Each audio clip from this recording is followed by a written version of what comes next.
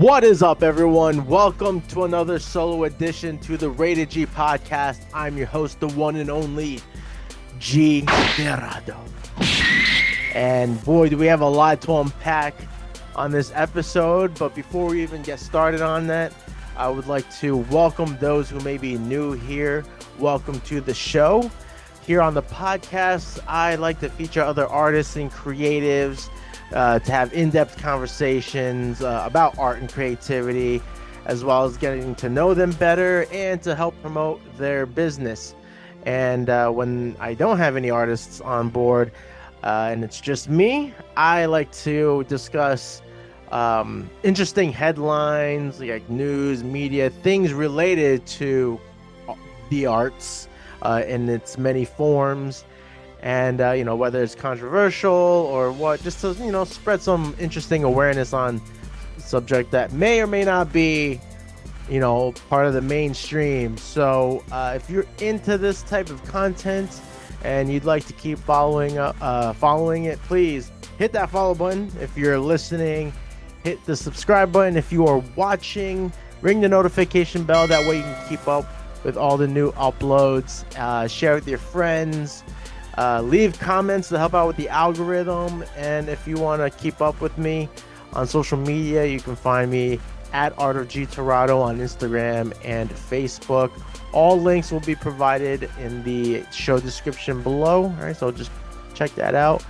And okay, now we can officially start. All right, I'll admit it, I'm gonna be rusty. Actually, I am rusty. Let me actually just admit that I am rusty because I ended up taking like a 3-week break. So and just so much has happened since the last episode that dropped. That was back in early July, maybe. No.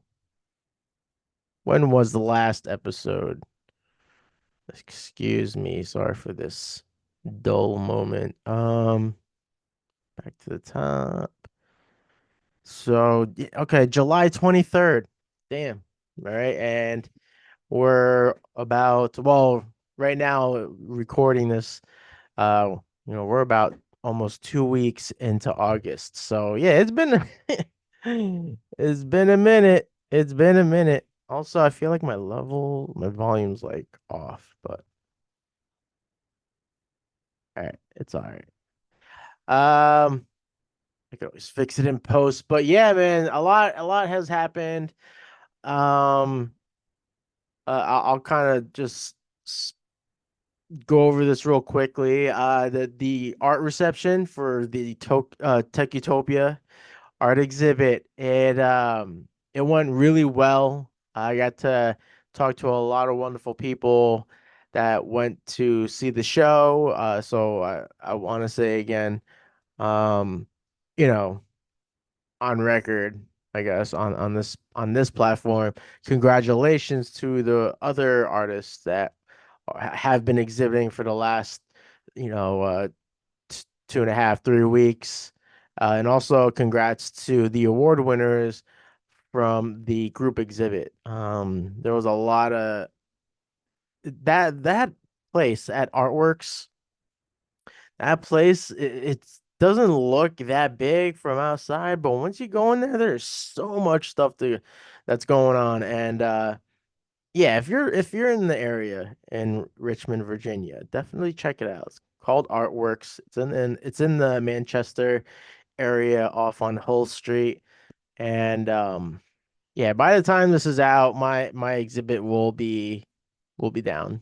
It closes on the 17th of August. So fortunately, by the time this comes out, it will longer be up there. But who knows? It might pop up in another art gallery. Or at least I'll just start selling the prints again and the original, make it available to everyone else. But yeah. Anyway, that was a wonderful experience.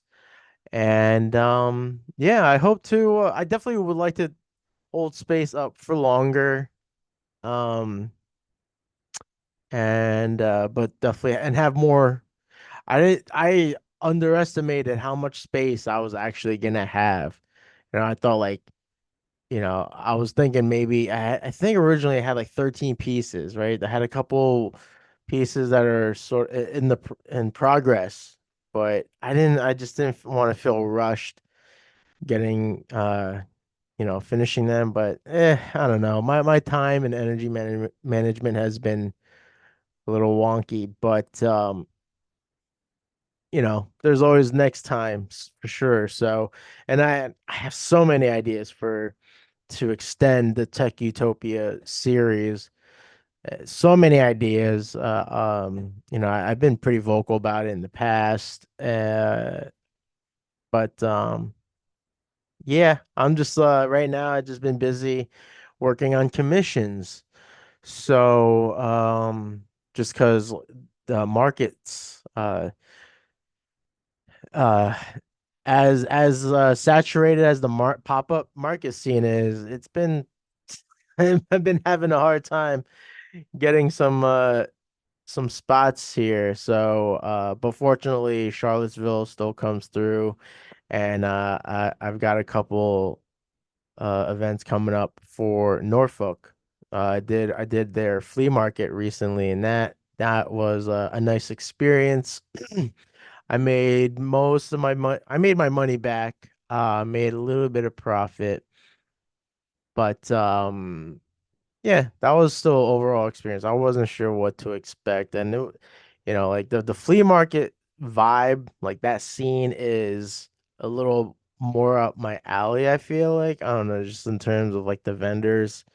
Um, but yeah. So I don't have much going on in Richmond, but yeah, Norfolk, I'm gonna be pretty active for a bit. Um. But anyway, that's besides the point. Tech Utopia art reception went very well, and yeah, once I get these commissions done, I'll probably get back on board because I've been itching. I've been itching to get back on there and finally get started on, you know, like on the ideas that I have written down. Like I have so much stuff written out. So yeah. What else? So yeah, a lot went on that weekend. The weekend of the 26th, Deadpool Wolverine came out, and it's like already by now it's made about $1 billion, which is awesome. Um, and I saw it with my friends who came down to visit, and uh that movie was fun, man. It was just overall fun. It was what we needed, right? We were so desperate, just from all the woke shit with Disney Marvel, right? Um, and I guess this movie kind of turned into being the great red yellow hope that I guess the comic book movie genre needed, or maybe even just movie in like entertainment in general. A lot of flops until you got these few um, non-woke, non-political films, Twisters that I talked about in the last episode, and Deadpool Wolverine. What was the actually there was the one shoot? What's that one Disney movie with the emotions? Inside Out. Inside Out 2 did pretty well apparently. So, but it looks like when you just do straight up, like you just kind of going back to the old ways almost, right? In terms of the demographic and like what people enjoy in terms of just entertainment. It's like you sometimes just gotta go back to how it was. Take out your messaging out, all your agendas and all that stuff. Take it out. We just want to be entertained. We just want to be entertained. Anywho, that was a lot of fun. Deadpool Wolverine. I went in knowing it was gonna be good, but I was still surprised by all the Easter eggs and the cameos. And I'm not gonna go deep on that because shit, you can see it on social media, on YouTube. It's so bad. I didn't really like, this shit, the spoilers spreads like the virus, man. Like it's everywhere. So, I mean, if you didn't see it opening weekend, man, you had to really be careful what your algorithm shows you. If you've shared or liked anything Deadpool, Wolverine related, boy, oh boy, Marvel related, anything.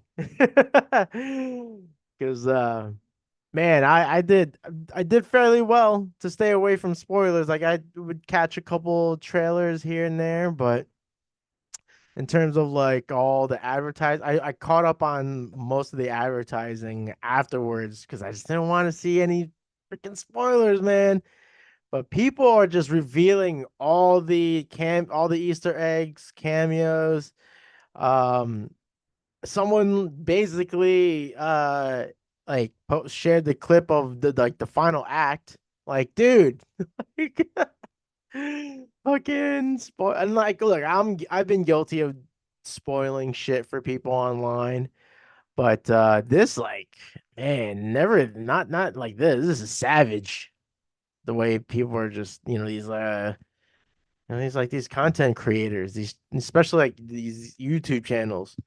And I'm not even talking about the reviews. I'm talking about just people sharing, making shorts and reels and all that. It's like, damn.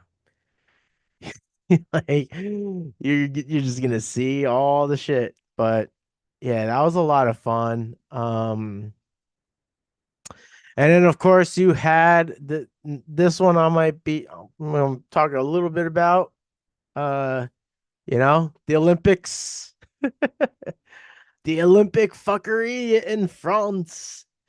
Uh, Actually, I don't know if that's fair to say, but there was a lot of controversy with France on this one. Like, seems like they kind of they screwed the pooch. Um, like there are so many things that went wrong. Just to name several real quick, because I have a list of them. Because it's just like wild that like I don't know, maybe because like again, social media, so we get to see all like people are just gonna share everything online. So now we have like the inside access and insights of what it's like to be an athlete for the Olympics. But so the intro, right? A lot of people claiming it to be a mockery of the Last Supper, right? And it had the satanic symbolism in it with the was it the white horse thing? Um, people are like, "Oh, but it's not mocking the Last Supper. It's really, it's representing the Greek there's like some other like there's some Greek lore behind like the feast or something like that. But that's just kind of weird the way the director, the art director for this thing went about it because there is a lot of like questionable shit. Like you got kids in there, and then like not to mention the dude's floppage, like his nuts were hanging out, and like he was pretty close to a kid, and that's just kind of fucking that's not cool. So like so many things like that one is like I don't know, right? Pretty fucked up. So there's that, and then the cardboard beds. They're supposed to be more eco-friendly, right? These cardboard beds for the athletes, which is they're so bad that they ended up like a lot of them. I don't know, Australia or whoever, like the teams, the athletes were actually just ordering shit. Like, I mean, I can't. Can you imagine Amazon? Like the amount of orders they got?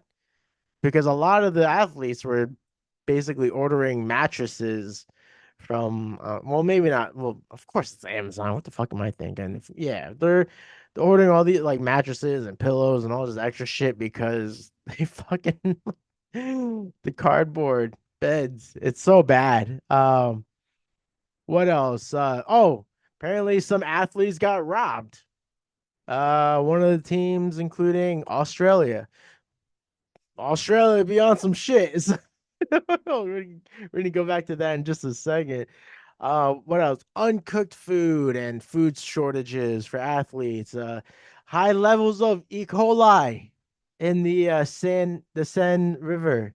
Uh, like that shit was so contaminated that the athletes couldn't swim in it. I think it got postponed for I don't know how long. I don't have like the specs in front of me. But so that's another one. The whole women's boxing debacle. Again, not gonna get into the specifics there because I would really have to like do some more research. But it was a lot of back and forth of like, oh, I think her name is Emaine Khalif. I apologize if I'm getting that wrong, but she's born a male, a female, but just has more testosterone, having more of the, you know, more of the masculine features. But I don't know. I think she might be an anomaly, right? Because they say her and another athlete were being flagged for failing certain like DNA tests or gender tests. So that's so again, right? It's weird. I don't know the whole what it's come down to. What the verdict is, whether or not she is a full blown female, just a manly looking one, right? Like, but oh, my mic just like now really starting. Okay, I got it's my cord. I'm sorry, guys. My cord's all fucked up. Okay. Uh, what else? I got a couple more here. Athletes being prohibited from mentioning or representing Jesus Christ, right? There's a few I can think of off the top of my head. One of them's a surfer. I don't know names. I just know the athlete, what, the types of athletes that got stopped. One of them was a surfer. He was asked not to have, I guess, Jesus, like an image of Jesus on his surfboard. I believe there was a runner, female runner that won I guess, like the track race. I think she won, and they did like like a post race interview, and she said, thank the Lord or thank Jesus Christ. I didn't think I was gonna be able to do it or something or other. Okay, I'm just, you know, this isn't, I'm paraphrasing. That's I'm rusty. Remember, um, so yeah, they edited the interview so that they took out all the religious stuff out. So it's like weird. Like France is very like religious with their whole approach to this grand global, sports celebration. Like it's so I don't know. Um But yeah, so they got the surfer, the racer, and then there's someone else. I think it was a skateboarder, a female skateboarder. Same thing with their board. They couldn't have, or no, I think they were just telling her that she couldn't mention anything about Jesus Christ or anything about religion. So instead, she signed like, thank you, Jesus Christ, and all that stuff. I think she did like sign language stuff.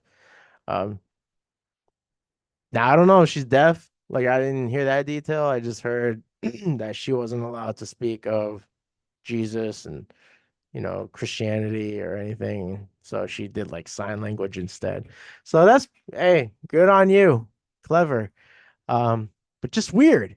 Um and then the last thing is everyone's aware by now. Like everyone's aware of this shit right now. But the under qualified athletes. Uh, just gonna say it. The female break B girl from Australia. The nickname Ray Gun. Ray, I think her name was Rachel Gunn or Renee Gunn. I forget. Um, yeah, I mean it's crazy because like now she's gone viral, right? And that's the new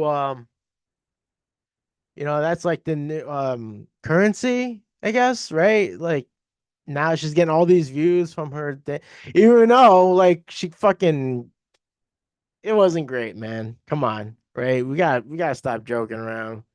Um but especially when you compare it to the energy of all the other performers that fucking crushed it. It's just like, dude, what? Um, but there was another athlete. I'm not gonna just shit on this person, but there was another athlete, an African runner, that was she was yeah, I don't know what kind of race or what dash it was or whatever. Like I don't really keep. This is the only time I'm like talking about the Olympics in depth to this depth. Uh, but yeah, she was like a track runner, and she had like the lowest, like she was like the last person to finish the race or something. Like, dude, like why do you have these underperforming uh ath athletes, quote unquote athletes? Like I get it if you're injured, right? Or you're sick or whatever, if there's something that's keeping you from being able to perform at 100 or anywhere near 100, I get it, pull out, right? But you got these people, like these people don't even seem like they qualify. So what the fuck? It blows my mind, and it's just so interesting to see like the Olympics was such a grand platform to be on, to be be able to represent your country. And I'm not gonna just blame everything on France, but it's just the fact that France is hosting this year's Olympics and all this shit, all this again, I call it fuckery. There's all this fuckery going on. Uh, and it's wild. Um, but I am gonna pull one positive out of this. Um, and that is the Philippines crushing it at the Olympic Games. All right. I believe there were 22 total of medalists, but the one individual athlete that is really making the headlines is by the name of Carlos uh, Ulo, the first male Filipino Olympic gold medalist. He is the second ever to win the medal. I believe the first one was, I think she was a female power lifter. And I think they won that like like 2 years ago. Um, But I just want to, shout out Carlos Yulo.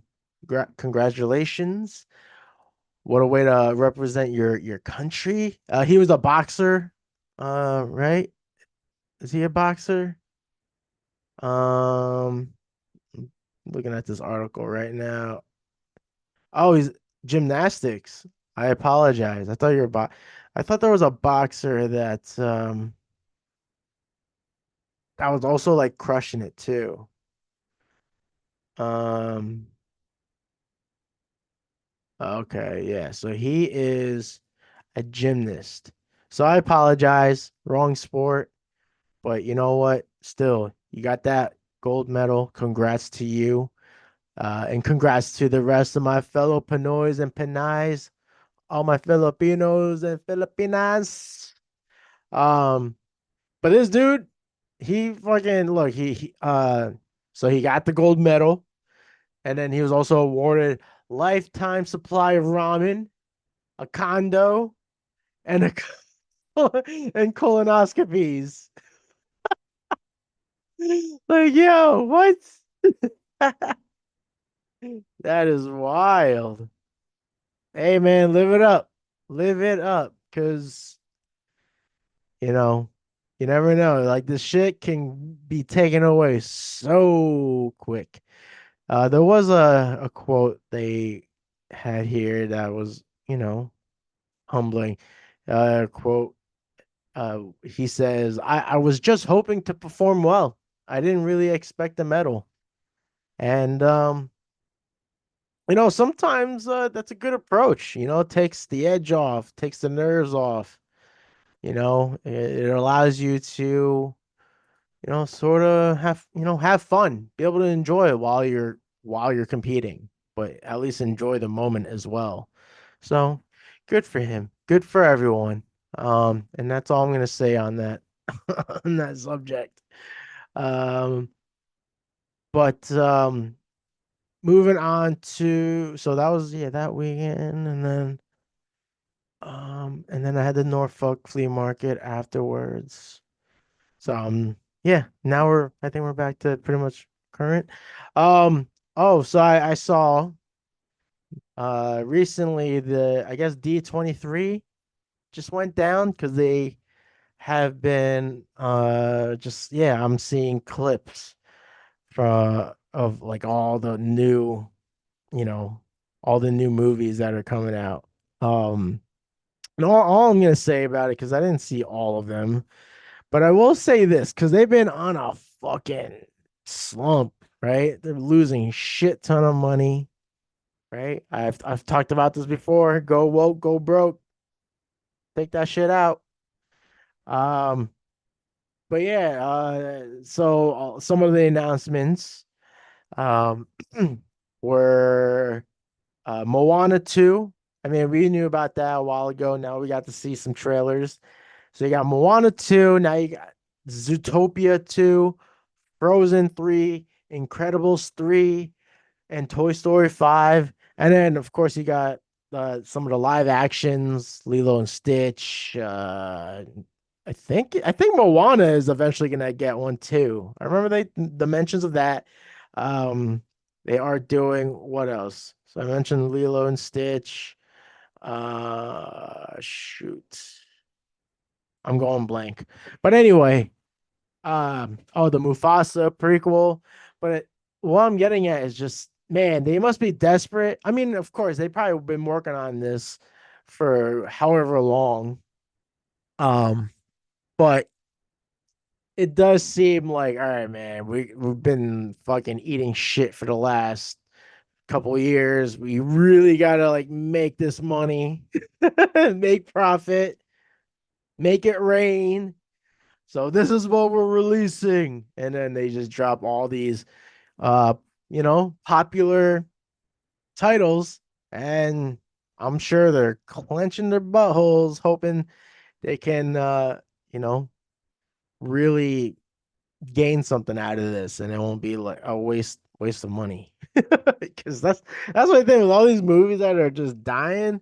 It's like, fuck, man, what a waste of money, dude.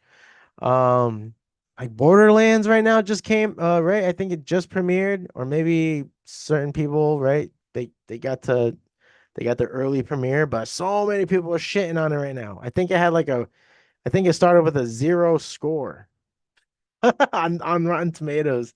It might be at like a 3% now or whatever. Um, but I'm not hearing good things about it. Now I was kind of like a little excited because Bobby Lee's in it. He, I heard he has a small part in it. So, and I know nothing of the game, but I guess that's like that's been the takeaways. Like if you're like have no clue what the game is about, you never played it, like you might be able to enjoy it more than the actual fans. So yeah, but yeah, I think you know these titles here going back to Disney, Pixar. I bet they're hoping this is gonna be some wins coming their way. They're probably thinking, oh, with Inside Out 2, like maybe we can pull it off. It's just we got to bring back again, like I was saying before, we got to go back to the old ways. We got to bring all the old classics back and not fuck them up. The I know the Snow White live action, right? That one's been just a dumpster fire because of that Zegler chick. But and now like they're attacking Gal Gadot. Like the her fans are Zegler's fans are, just ripping Gal Gadot apart on X. Uh it's just like damn, ruthless. Um but I'm curious to see how well that's gonna do opening weekend. But yeah, I think this is just like, it feels it just kind of makes me feel like the same way when they announced the Russo brothers and RDJ coming back to the MCU. It's like, all right, we gotta this is Deadpool Wolverine did well, gives us hope, so maybe we can, bring these names back on board and yeah. We shall see. Um, so yeah, all this shit went down the last couple of weeks. Now on to some other matters. All right. I got a couple of PSAs to share with my fellow artists and creatives out there. Because I came across some interesting things on social media, of course. Well, actually, one of them, I saw this on Threads, and apparently there's an insights update on Instagram that's gonna be happening. Uh, I took the screenshot here. And it says, in the coming weeks, we are introducing views as the primary metric across all organic and boosted media formats, which includes live, like when you go on, Instagram live, photos, carousels, and stories. Views will measure the number of times a reel started to play or replay and the number of times a non-reel appeared on a person's screen. Views will ensure you have the same metric across Instagram and help you better understand how your content is performing, regardless of its format. Ah, so yeah, some people are not thrilled about that. And I've been vocal about, so I guess like the state of social media and like and content creating, because we always joke about uh like the attention span, right? Time retention, or however you want to phrase it. It's getting shorter and shorter, and now you got this 1 second real trend going around. I've been guilty. I've done it a couple of times.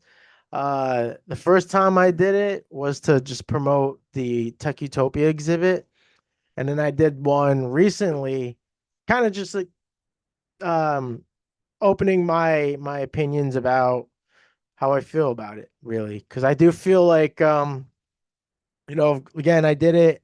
I didn't feel good about it, but sometimes you gotta try to you know try to things that seem to work for others, right? It doesn't hurt to try, but I did not feel good about it, man. It's just like, man, really, 1 second? Like this shit's ridiculous, and I get it because like it repeats.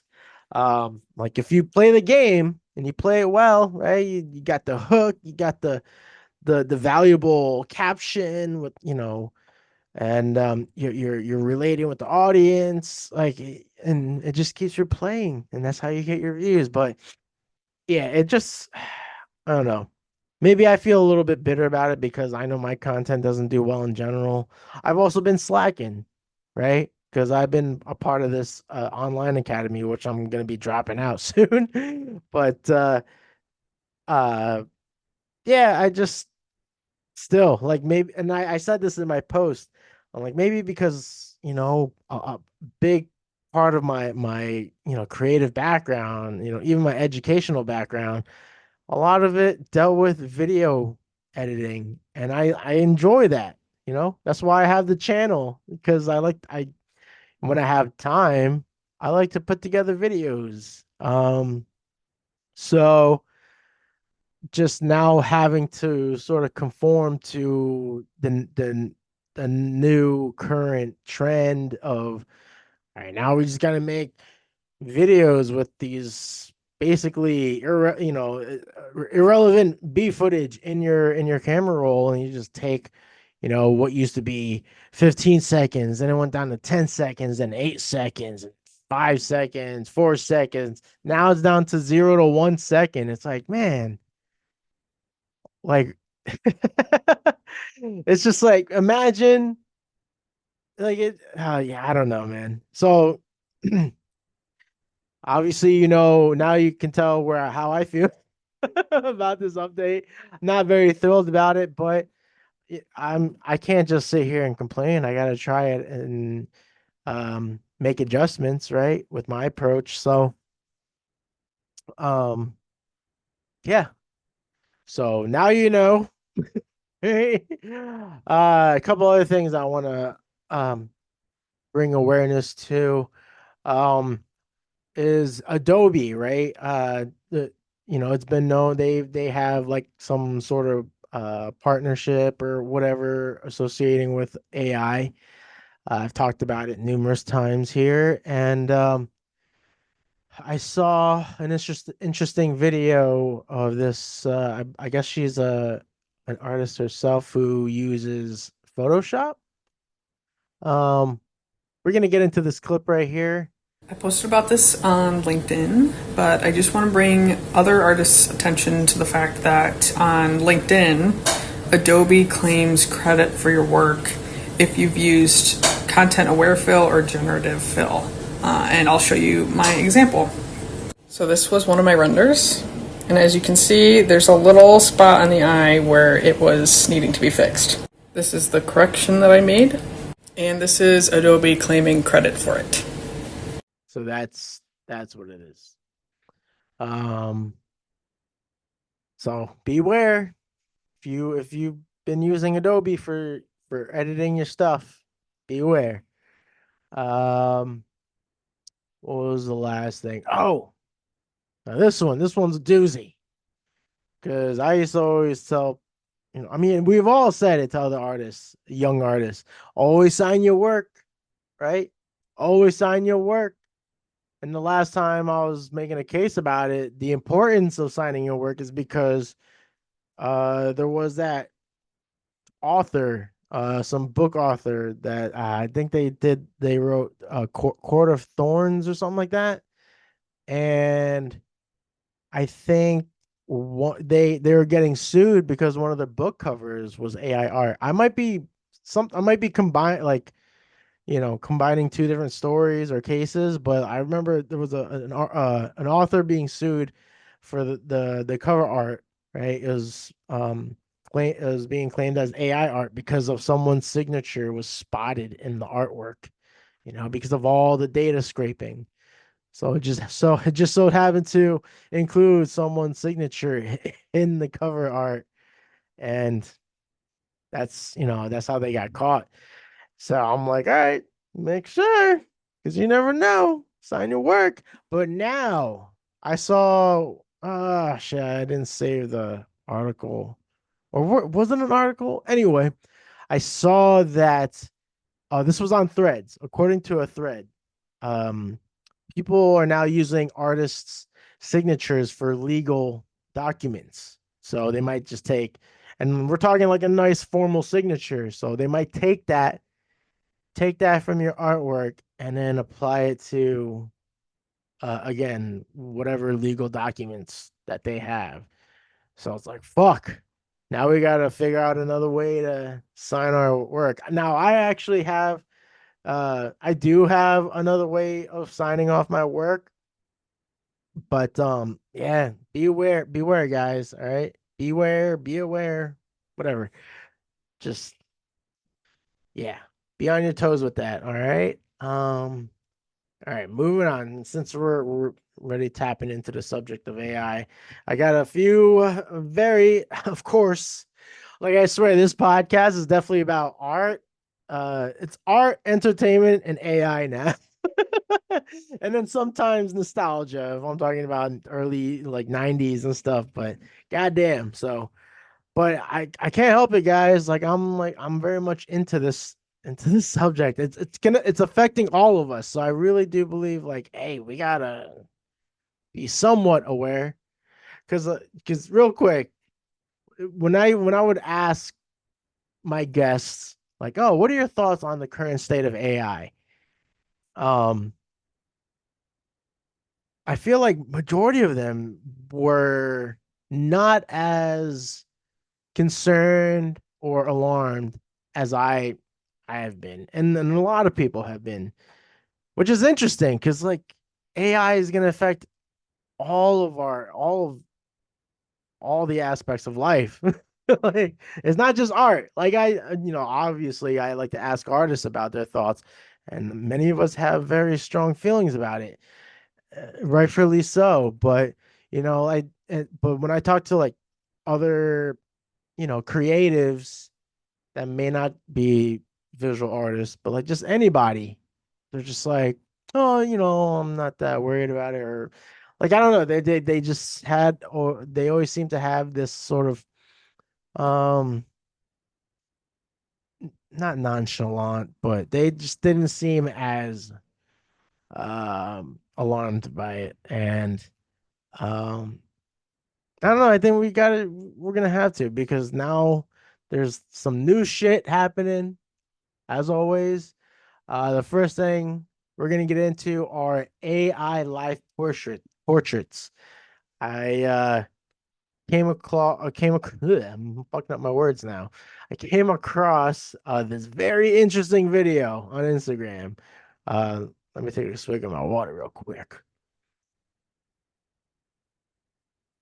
And it's this guy.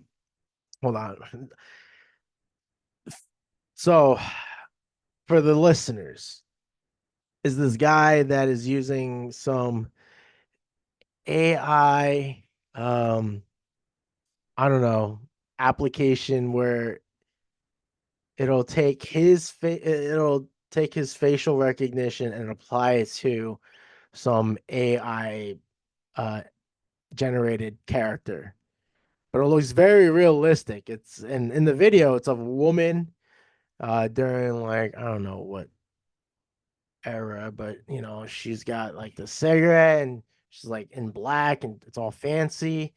And so he's like just doing all like facial twitches and like saying numbers just to see like how well synced the AI is with just taking the facial recognition and applying it to the AI character, and it's fucking wild. All right, let's get into it. 1, 2, 3, 4, 5, 6, 7, 8. 1, 2, 3, 4, 5, 6, 7, 8. Yo, that's so creepy. My goodness. And then yeah, so I'm looking at my notes here, whatever I wrote down. Yeah, animates characters in real time on user performance. All right. And guaranteed it's gonna replace acting, motion capture, in animation, video games, films, like all the above. Like that's it, man. And it's just only a matter of time where they can start doing full body stuff, right? Um, and it's wild. So, um, it was that, and then there was another thing that I came across. Where is it? Realistic AI. Because I saw this floating around, like photos at least, floating around on my Instagram feed, and then I came across this reel. So let's check this out. Yeah, this is utterly insane. She is 100% AI. Without a doubt, these are the most realistic AI images I've ever seen. 99.8% of the way from being completely indistinguishable from reality. The only giveaway is the text, and That'll be fixed really soon. This will be the year that we get to 100% indistinguishable from reality AI images. 2025 for video. And look, people always ask me, Roberto, don't the dangers and the downsides of this tech outweigh the upside? I mean, it's a great question. My take is that it's a tool, and like any other tool, it can be used for good or for bad. I mean, you can't avoid it. It's here, it's happening. I mean, the reason I've spent the last year and a half updating people on the progress is that I really believe knowledge is power. I mean, the more that people know about what's going on, the less impact it has when used nefariously. So look, this was made with Flux, which I just covered in a previous video. And if you want the source and the workflow and more information, I posted that on my threads. And by the way, quick prediction. Within a year, we're gonna have our first high-profile court case that hangs on a jury's ability to decide whether evidence was AI or not. Let me know what you think, and hit that follow to stay updated on the most important. So that's crazy. And that prediction is pretty crazy too, because I wouldn't be surprised. I really wouldn't be surprised. Like I hate to say it, but like it's getting tricky with some videos. Like some of them you can tell when they get real fucked up, like the you know, when you see like the ones I see a lot are like videos of food, and then they turn into like you know, puppies or whatever. It's always puppies, the ones I see.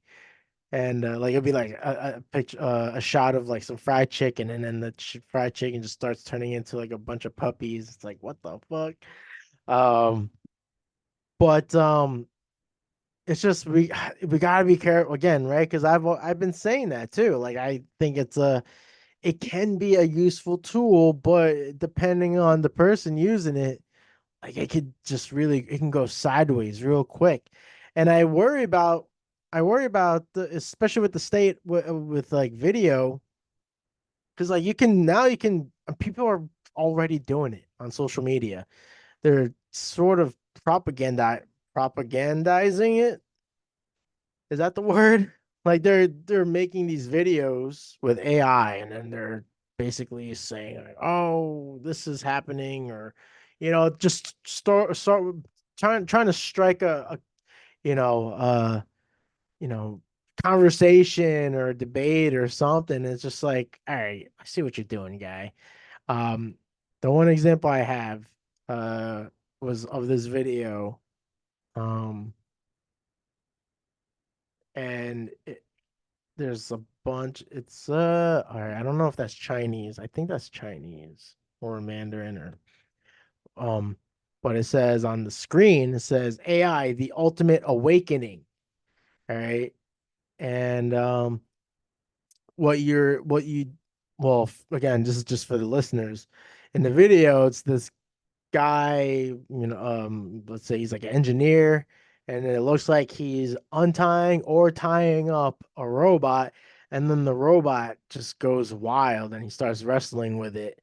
And then as the video is going on, there's more text. It says artificial intelligence, rebellion level, mutiny, as he's, you know, wrestling this bot.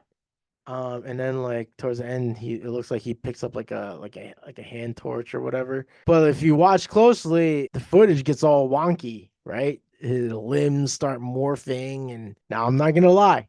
At first, when I just saw that first glance, I'm like, oh shit. Like now is like, this doesn't look like it's motion captured, because a lot of videos you'd see, you know, where like not like Boston Dynamics, not Boston Dynamics, it's like another company, right? They would always make these like you know, videos of robots retaliating, but you can tell if you look very closely, you can tell it's motion captured. It's, you know, they're using blue screen or whatever. And but like this, I was like, oh, this kind of looks a little more realistic. Like it's not like the bot doesn't move like a human. And then I started looking even closer. I'm like, oh, the hands are fucking morphing together and shit. And yeah, I'm like, all right, this is clearly just fucking propaganda. Like this is being used to fearmonger. Which I've felt guilty of doing as well. Like I feel like all this talk about AI, I'm just like fear mongering. But I'm like, just like the guy in the last video said, like I am really genuinely trying to just bring awareness of this. And at the same time, I'm sharing my opinions and on the matter as well, knowing what I know. Obviously, I'm not an expert in this. I'm just sharing. It's very opinionated. But as an artist, I have my concerns as well, so that's why I've been heavily talking about this subject on the podcast, especially when I'm recording alone or if I have a solo segment, because that's how I used to do my podcast. The last several episodes, I was just doing a beginning segment just by myself, talking about related topics and updating people about my, you know, happenings and whereabouts and stuff like that. And then I talked to my guest for like 2 hours, making it a very long episode. But again, this is really for people that enjoy listening to conversations on, similar interests, right? But anyway, trying to digress from that and just say, yeah, like I'm just trying to bring some awareness on this whole thing because I mean, I got a freaking art series based on advanced technology, and I'm still, very much going through the waves of it and experiencing things and seeing things and trying to process everything. It's a crazy time to be alive, especially now with this new gadget called the AI friend necklace. Um, so let me pull this up. This was actually um published a couple of weeks ago. But this article is from Wired. And the headline says, "Wear this AI friend around your neck." Oh, no, thank you. The latest attempt at an AI powered wearable is an always listening pendant, but it doesn't help you be more productive. It just keeps you company. So, like, all right, that doesn't sound too great, in my opinion. All right, let's see if we can get through this article quickly. Avi Schiffman shows up to the Wired office with a friend hanging around his neck. It dangles there like a pendant on a necklace. It's about the size and shape of an AirTag, a soft, round little puck that rests right next to Schiffman's heart, just atop the dark side of the moon logo on the shirt behind it. Oh, wait. Are they like talking about a specific photo that I'm not seeing here? Um, Sorry. The friend, to be clear, is an AI wearable. It's a pal, a buddy, but mostly an AI chatbot that lives inside the pendant. It always has an opinion to share about what's going on around it, which communicates using text messages and push notifications on the phone it's paired to. So this is like, hey, this is funny. This is basically like I don't know if anyone remembers when the first Guardians of the Galaxy film came out. There was a number that you can save and text, and it's supposedly Groot's number. So you can literally text the number, say whatever you want, ask whatever you want, and it would always respond, "I am Groot." And so that's what this kind of feels like. This feels like the advanced version of that.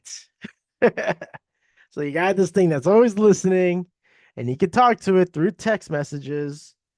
But like, I don't know, man. Again, then now this is like I'm gonna read a little bit more, but I already feel like this is another device that's gonna pull you out of the present. You know, because like now you're just always talking with your necklace on your phone, as opposed to like, I mean, it'd be weird, but then at least like if the necklace itself was talking to you, like, or if you had AirPods and you would pair the AirPods to it, and then that way you can be like hey, whatever the name you come up with. Hey, such and such. What do you think of this? How about this freaking weather? And then you hear the response in your earphones. So that way it feels like you're talking to somebody as opposed to always just texting somebody. It's hey, woosah.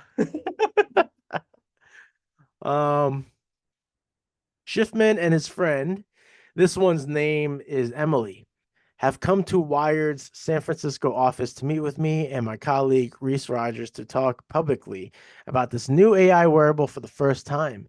Before we get started, I tell Schiffman I'd like to record our chat and ask if he's cool with that. This is considered a good journalistic practice, sure, but also it's a legal requirement in California. Excuse me, which requires two-party consent before taping a private interaction. So I ask permission to turn on a tape recorder, and Schiffman just laughs. I am the last person who would mind that, he says. That makes sense. After all, the pendant around his neck has already been listening to us this entire time. Yeah. Let me see. Trying to scan through a bit. I don't know how I feel. Like it's bad enough our phones listen to us. All of our devices listen to us on a day-to-day basis. Why do we need something even closer to our like it's just closer to our mouth and just listen to everything we say and then communicate it to us through our phones? Like, what are we doing here, guys? um, I'm not gonna go any deeper. Uh, uh, I'm just scrolling down, trying to find some interesting remarks. Let's see what this quote says. It feels to me like the crown of AI hardware and AI companionship is lying in the gutter, Schiffman says. Like all these companies just shat themselves. Schiffman wants the friend to be something very different, while the humane AI pin and rabbit are one. All right, definitely skipped a bunch of stuff there. I don't know what rabbit R1 is, but both aim to automate and accomplish tasks and increase productivity. And Friend doesn't try to automate or optimize anything. As a colleague, Reese put it, it's much more vibes based than productivity focused. Okay, so all right, I see now. Productivity is over. No one cares, Schiffman says. No one is going to beat Apple or OpenAI or all these companies that are building Jarvis. The most important thing in your life really are people. Okay, I like the direction this is going because that's it, right? And Jarvis was another one too, right? I remember when the first Iron Man came out, there was this cool app you can download on your phone, and it's a Jarvis app basically. So since now we have we have Alexa, we have Shermany. Uh try not to activate it right now. Um, but you could download this Jarvis app, and it's basically that. It's basically like talking to Alexa or a Shmir Shmi. And yeah, so this is I like what I agree with this person is saying. This was kind of like what I was thinking as well. Let's kind of go back a little bit. They're talking about the product here. If the notion of a wearable AI device makes you feel like your eyebrows have risen high enough to be seen from space, you'd be forgiven for skepticism. In recent months, the nascent product category has had a couple very prominent and spectacular flameouts. Humane, which promised a wearable pin that could accomplish tasks that would free you from your phone, turned out to be barely competent and also unable to function properly in sunlight. The Rabbit R1 is a gorgeous, colorful little device designed by the god tier gadget design company Teenage Engineering that wound up being a frustrating dud that probably should have just been an app all along. Okay, and now going back to the quote I read, it feels like the crown of AI hardware and AI companionship is lying in the gutter. Yeah. So that's been, maybe because I'm like a lonely guy. Even though, hey, despite I'm a married man, I love my wife, I got cats I can hang out with. I do have some good friends that I see often, but I'm just being a very social animal that I naturally was. Now I feel like I'm more ambivert than ever, but I do like to be surrounded by people. Like this podcast, even though I'm doing solo episodes, I don't like them as I they're not as enjoyable because I'm talking to a wall technically. I'm talking to a screen. As when I have guests, I'm talking with somebody. When I have guests here, I'm actually, again, interaction. Um, you don't get that. You don't get that companionship the same way when you have a freaking device on you.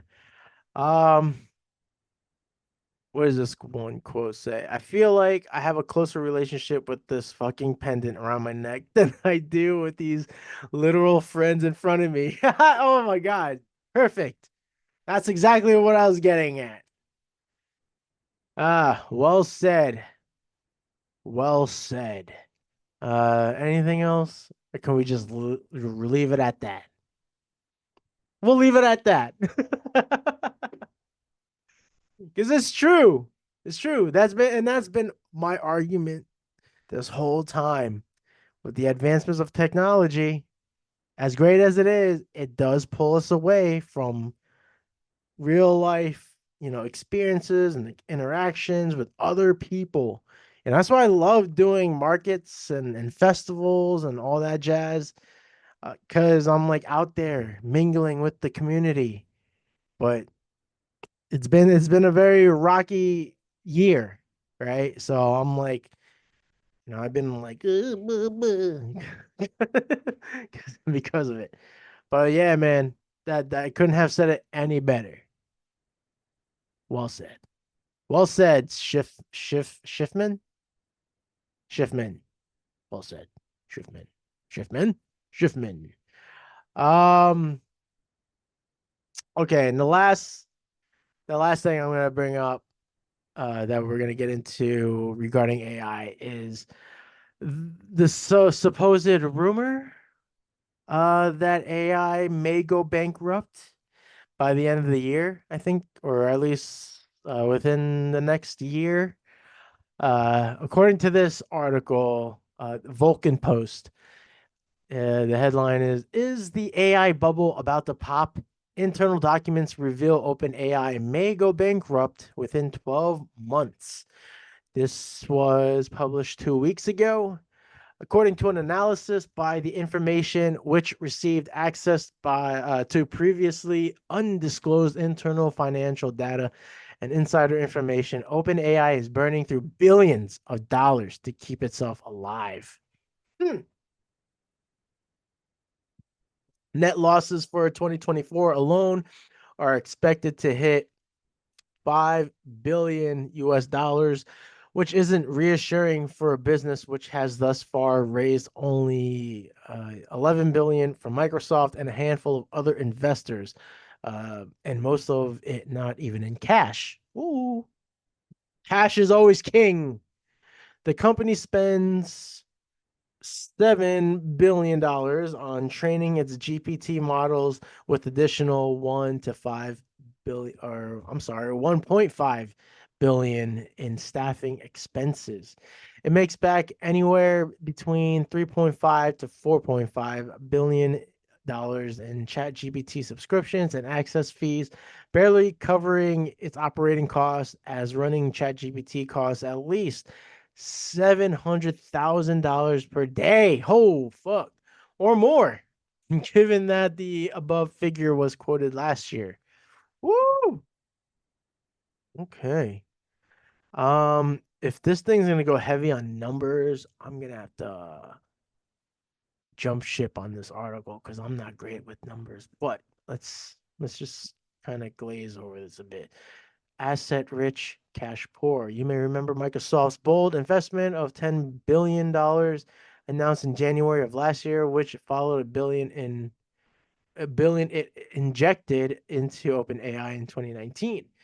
What was less publicized is the fact that only a small portion of the sum was transferred in cash, with the bulk coming in the form of Azure cloud compute credits, which tied the company even closer to Microsoft. It's no wonder then that Satya Nadella, Microsoft CEO, privately boasted that it wouldn't matter if OpenAI, in quotes, disappeared tomorrow, end quote, because his company has all the quote unquote rights and capability and implied total control over the popular startup. End quotes. We are below them, above them, around them, revealed in court documents from the lawsuit filed by Musk against OpenAI.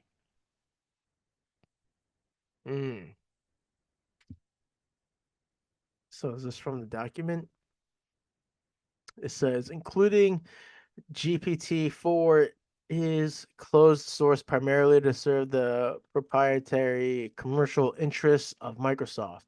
Indeed, as the November 2023 drama was unfolding, Microsoft's CEO boasted that it would not matter if OpenAI disappeared tomorrow. He explained that we have all the IP rights and all the capabilities. We have the rights. We have the okay, yeah. Anyway, OpenAI is here to stay. The question is, in what form? Very true.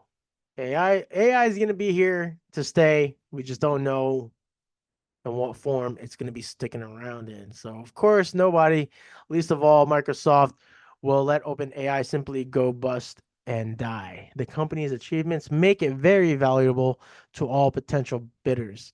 Even if on paper it has a very short financial runway, likely less than 12 months, it's not going to have any problems finding a wealthy suitor, especially as the companies vying for AI supremacy are worth trillions. At the same time, however, none of them is going to merely let it do as it pleases with their funds, given how fundamental artificial intelligence is expected to be to the future of entire planet. They want to control it. Nadella's ominous words may suggest that Microsoft may be waiting to pounce and simply absorb OpenAI in one way or another, or present it with a lifelong offer it can't refuse. Oy. I don't know. And you know what? We're at the end of this article. I might as well read it. Alphabet or even Apple could be other potential saviors. So Google could shore up its AI team with knowledge and talent from the main competitor, while Apple could just leapfrog everyone from behind and bankroll OpenAI with its treasure trove of money for quite a while if need be. Given how vast the financial requirements for AI development are, it doesn't seem likely that OpenAI can survive as a standalone business. With only limited external investment, it needs a wealthy patron who is likely to swallow it up at some point, unless Altman can come up with new revenue streams. All right. Yeah. So I don't know how, like, what else to make of this, but these are my final thoughts on this whole matter. AI, and I said it just before, AI is here to stay. All right. So before Skynet takes over, because that's what everyone keeps saying, right? Skynet's going to take over. We may actually do the dirty work ourselves after, after this nation, which is currently being divided. Maybe if we get to a point where we, war, God forbid. But I mean, yeah, I think we're gonna do the dirty work. We're gonna do the dirty work ourselves with the manipulation of AI, because it's already happening now with photos, videos, audio. And politicians are already using AI, right, to build up their hype in order to collect votes, right? I just saw something recently with Kamala Harris. Her or her team, they shared a photo of them coming out of their airplane, and they made it look like there's a crowd of people there. But then if you look on the reflection of the plane, it doesn't, there's like no one there. So they're clearly hiring people to edit their photos, right? They've been doing this for how long now? Um, but yeah, I mean that's what I worry about right now with AIs, because there's all these like hopes and dreams on how well it can be applied to our daily life. But right now, I see a lot of and again, this is one of the keywords for this episode, fuckery. There's gonna be a lot of shit happening um as this AI continues to um improve. It's gonna be so hard, just like the one guy said in the one of the clips I shared. It's gonna be so hard to be able to distinct whether something is AI or not. So that's why I agree with his prediction with the court cases. Like, man, we're gonna have to really start working on how we can detect it. I know the Instagram has like, these options where you can like let the platform know that you're using AI in your content. And it's a matter of like, if someone's being honest or not, or I don't know. Like it's scary, man. And like I said, it's here to stay, even though like according to their numbers financially, it doesn't look so promising, but I don't know, man. People already, you can get away with just enough now for now until it gets better and better and things could possibly get worse and worse. Oh, I hope not. I hope not. And I don't have any like inspiring quotes or anything to wrap this up with. I'm sorry, I don't have any other. The only positive thing I talked about was the Techutopia art reception and the Filipino gold medalist Carlos. Um,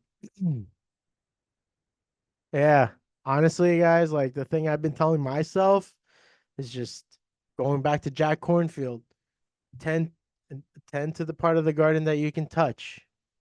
And that's it. It's scary place, man.